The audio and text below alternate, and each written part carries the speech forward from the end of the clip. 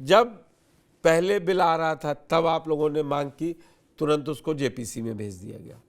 तय समय में जेपीसी की मीटिंग में आपने देखा होगा, आपकी पार्टी की भी नुमाइंदगी थी, उसमें किस तरह का हंगामा हुआ, क्या क्या नहीं हुआ। क्या है 27 का डर है? प्रायोजक हैं cancer healer centre, new beginning. या वोट बैंक की राजनीति के लिए इतना मजबूर है अखिलेश यादव और कांग्रेस कि इसका विरोध करना ही करना है, क्योंकि नंबर है, मालूम है पास तो सरकार करवा ही लेगी। भाई 15-11 से 30 नंबर की उसमें पास हो गया कि नहीं हो गया। तो अब आप लोग क्या चाहते हैं? और मैं सबसे बड़ी बात कह दूं कि संभल से सांसद जियाउर रहमान ने कहा है कि हम सुप्रीम कोर्ट तक जाएंगे। अरे पहले बिल आ तो जाने दीजिए, पास तो हो जाने दीजिए, एक्ट बन जाने दीजिए, फिर चले जाइएगा। इतना तो उनको भी पता होगा, वो विधायक भी रहे हैं, अब सांसद हैं, जो सदन में कार्रवाइयां चल रही उसके लिए अभी सुप्रीम कोर्ट थोड़ी ना पहुंच सकते हैं। पुष्कर जी, देखिए, समाजवादी पार्टी का बहुत क्लियर व्यू है। समाजवादी पार्टी चाहती थी कि जो संवैधानिक अधिकार अल्पसंख्यकों को मिले हुए हैं, खासकर मुसलमानों को, उन अधिकारों के साथ भारतीय जनता पार्टी की सरकार को छेड़छाड़ नहीं करनी चाहिए, पहली बात। दूसरी बात, जो जेपीसी पे जो हंगामा हो रहा उसका सबसे बड़ी वजह ये है कि जेपीसी की मीटिंगों में जो भी विपक्ष के सांसदों ने, चाहे समाजवादी पार्टी के सांसद, चाहे कांग्रेस के, चाहे आम आदमी पार्टी के सांसदों ने जो डिसेंट नोट दिए थे, जो डिसेंट व्यूज दिए थे, उसको जीपीसी कमेटी ने पार्ट नहीं बनाया। इसलिए इस बात का आज हंगामा हुआ। यकीनन जेपीसी में उनकी बहुमत थी, उन्होंने अपने मुद्दों को रखा और अपने ही मुद्दों को पास किया, इसमें कोई दो राय नहीं। लोकसभा में भी उनकी बहुमत है, तो अगर बहुमत के बल पे ही चलाना है तो लोकतंत्र को हत्या ही तो मानी जाएगी। बहुमत क्या बहुमत इसलिए नहीं मिलती है कि किसी के नागरिक अधिकारों की हत्या कर दी जाए। दूसरी बात, बोर्ड एक संवैधानिक संस्था है, कोई ऐसा भी नहीं है कि वो एग्जीक्यूटिव ऑर्डर की संस्था है। जब एक संवैधानिक संस्था काम कर रही है, उसकी कार्यप्रणाली में आपको कहीं कोई एतराज है तो आप उसको ओवरहालिंग कर सकते थे, करना चाहिए था। आपने पिछले 10 सालों में बोर्ड की कार्यप्रणाली में सुधार हो, इस बात के लिए एक भी सिंगल स्टेप नहीं उठाया। अगर कोई सिंगल स्टेप उठाया होता कि हाँ बोर्ड की कार्यप्रणाली में सुधार हो या ना हो, लेकिन नहीं उठाया। आप एकाएक पूरा बोर्ड के अधिकारों का हनन कर रहे हैं, यानी बोर्ड के सारे अधिकार खत्म कर रहे हैं। ये आप जानते हैं, पूरी दुनिया जानता है, पूरे देश जानता है। जो वक्फ संपत्तियां हैं वो मुसलमानों ने दान करी हैं, मुसलमानों के हितों में के लिए, लेकिन क्या सरकार ये मानने को नहीं तैयार है? सरकार तो उसे माफिया मानती है। ये कितने अफसोस की बात है कि सरकार। अब हम 2-4 सवाल आपसे पूछ लें। 2-4 सवालों में सबसे पहला सवाल, आपको क्यों लग रहा है भाई कि एक असंवैधानिक है? अगर वो संवैधानिक तरीके से वक्फ बोर्ड का गठन हुआ था तो अब संवैधानिक तरीके से ही संसद से पास हो रहा वो काला कानून कैसे बनाए दे रहे हैं? आप बताइए, एक संवैधानिक संस्था जो काम कर रही है उसको भाजपा और भाजपा के लोग भूमाफिया कैसे कह सकते हैं? क्या वक्फ बोर्ड भूमाफिया है? वक्फ बोर्ड का जो चेयरमैन है वो आज भी सरकार को ही रिपोर्ट करता है, और वक्फ बोर्ड का जो ट्रिब्यूनल में जज नियुक्त होता है वो भी सरकार ही नियुक्त करती है, वो भी HJS होता है, यानी हायर जुडिशियल सर्विसेज का सर्विस का होता है। तो इसमें मुसलमानों का वो कहा गया?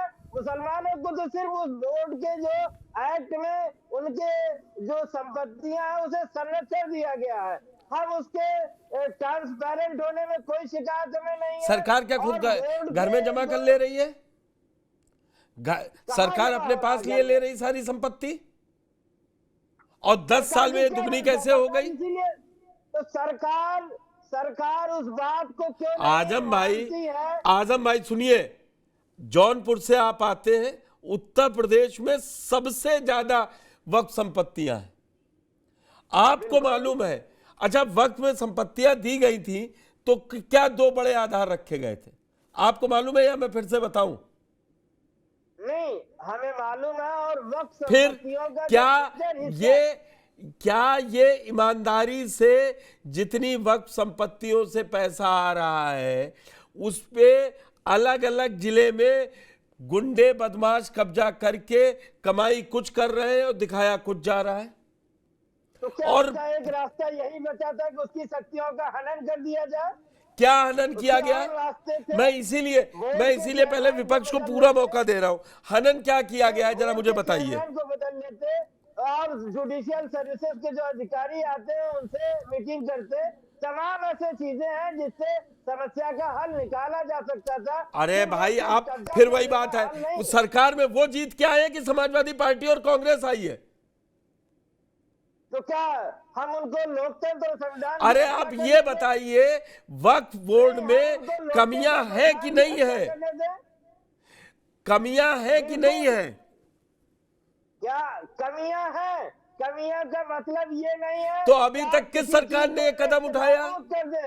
अच्छा, जिस नेक्स्ट नाबूद, आप सुनिए, आपके टीवी 9 में कोई कमी है तो क्या हम टीवी 9 को बंद कर देंगे? ऐसा तो नहीं करेंगे ना। हम तो वक्फ बोर्ड बंद कहां कर दिया गया? वक्फ बोर्ड बंद कर दिया गया। टीवी 9 की कमियां मत बताइए। नूर अहमद जी, अब आपके पास आता हूं। ईमानदारी तो ये है मेरी, कई अलग अलग उलेमा काउंसिल के लोगों से, जो हो सकता है ऑन द रिकॉर्ड ना बोले, वो लोग कह रहे हैं कि वक्फ जिस अच्छे काम के लिए गठित हुआ था वहां कई जगहों पर सीधे सीधे फायदा कमाया जा रहा है और जिन गरीब मजलूमों की बात की गई उन पर आज तक कोई मदद नहीं पहुंच पा रही है। और इसका सबसे बड़ा उदाहरण सच्चर कमेटी है।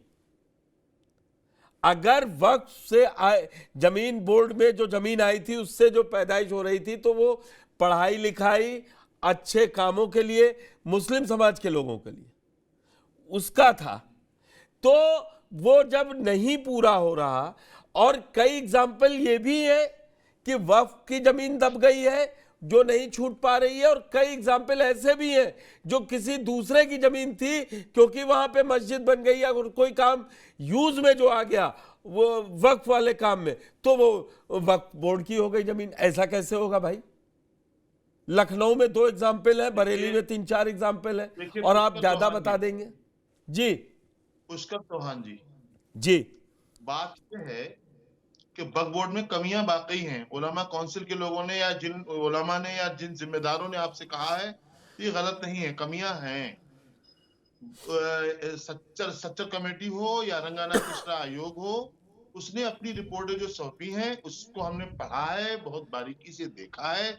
यकीनन जो मुसलमानों के हालात हैं, मुसलमानों के हालात कहां से कहां पहुंचे हैं कांग्रेस की सरकारों में, लेकिन इसका मतलब ये नहीं है कि ये बात कह करके, इन बातों का सहारा लेकर के सरकार, हुक्मरान वक्फ बोर्ड को ही हड़पने की कोशिश करेंगे। अभी तक तमाम चैनलों के जरिए, भारतीय जनता पार्टी के प्रवक्ताओं के जरिए, राजनीतिक विश्लेषकों के जरिए हम ये सुनते आ रहे थे कि वक्फ बोर्ड की 9 एकड़ जमीन, 9 लाख एकड़ जमीन है, 8.5 लाख एकड़ जमीन है। और जब कोई ये कह दे रहा है कि फला जमीन वक्फ बोर्ड की है, तब आपत्ति हो जाती है कि भाई ये कहां से आ गई है, ये कहां से आ गई है। हमारा सवाल ये है कि जो 9 लाख एकड़ जमीनें हैं वो कहां है, किधर है? पूरे देश में है। बताए तो कौन से प्रदेश में, किस जिले में कितनी है? दूसरी बात सुन ले पुष्कर जी, आखिरी बात कह रहा हूं। मैं आराम से सुन रहा हूं, मैं किसी को बीच में भी बोलने नहीं दूंगा, आपसे पूरी बात रखवाऊंगा। हाँ, अच्छी बात है ये अच्छी बात है।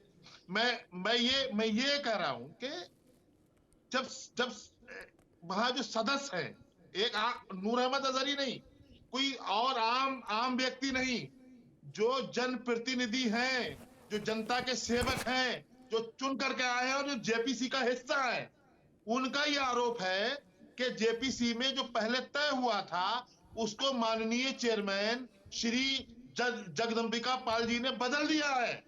वो रिपोर्ट जो तय हुई थी वो अब नहीं है। गलत बयानी नहीं।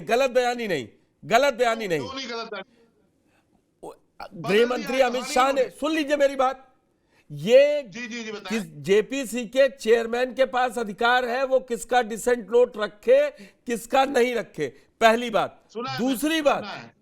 सुनिए, दूसरी बात, इन सबके ऊपर खुद गृह मंत्री ने कह दिया कि आइए आपको जिसको जिसको आपत्ति है हम फिर से आप लगा दीजिए, हम रखवा दे रहे हैं। ये छोटी ये क्लरिकल उसमें मत पड़िए ना। अब मुझे वो पॉइंट बताइए ना अहमद अजहरी जी, वो पॉइंट बताइए जिससे वक्फ की जमीन से सरकार कब्जा करने जा रही है। में नहीं जाएंगे तो बात ना आपकी मुझे समझ में आएगी, ना मेरी बात आप समझ पाओगे। 10 लोगों को एक दिन के लिए उन पर कार्रवाई हुई, उनको सस्पेंड किया गया। ये क्या था? ये एक तरफा कार्रवाई नहीं है। सरकार हर तरह से ये चाहती है। अरे आपसे हम संविधान जेपीसी की मीटिंग की कार्रवाई का नहीं पूछ रहे ना। आप सुन नहीं रहे। हाँ सुनाइए। सरकार की नीयत अच्छी नहीं है। सरकार को अगर वाकई में अमेंडमेंट लाना था, बदलाव लाना था, तो सरकार को करना चाहिए था वो जो पहले आपने बातें कही हैं, जो उलमा काउंसिल के लोगों ने कहा आपसे, जो नूर अहमद अजहरी कह रहा है आपसे, कि जो मुसलमानों के हालात हैं, जो मुसलमानों के दयनीय हालात हैं, अब गुर्बत है, शिक्षा की कमी है, उस तरफ ले जाना चाहिए था। बड़ा विनम्र निवेदन है, बड़ा विनम्र निवेदन है, बहुत शांति से जो 4 बड़े पॉइंट हैं चेंज कर रही है सरकार, इनमें कैसे ये जमीन सरकार के पास चली जाएगी, मुझे ये समझा दीजिए। मैं सबसे आखिरी में पूछूंगा भारतीय जनता पार्टी के प्रवक्ता, पहला कि किसी सक्षम अधिकारी को, कलेक्टर लेवल के किसी सक्षम अधिकारी को सरकार उस पर वक्फ बोर्ड पर उसका अधिकारी बना रही है, तो हमें आप बताओ क्या? और जबकि अब भी वक्फ बोर्ड आजाद नहीं है। वक्फ बोर्ड का चेयरमैन वही होता है जो सरकारों के मुख्यमंत्री, सरकारों के जो लीडर हैं। तो फिर इतना क्यों हंगामा काट रहे हैं? इतना हंगामा क्यों काट रहे हैं? फिर क्यों आप लोग? हमारी मांग यह है, शायद आप तक हमारी बात पहुंची नहीं होगी। Muslim personal law board of India के तमाम उलमा ने, तमाम जिम्मेदारों ने ये मांग की है कि वक्फ बोर्ड सरकारी हथकंडों से आजाद कराया जाए। प्रायोजक हैं cancer healer centre, a new beginning.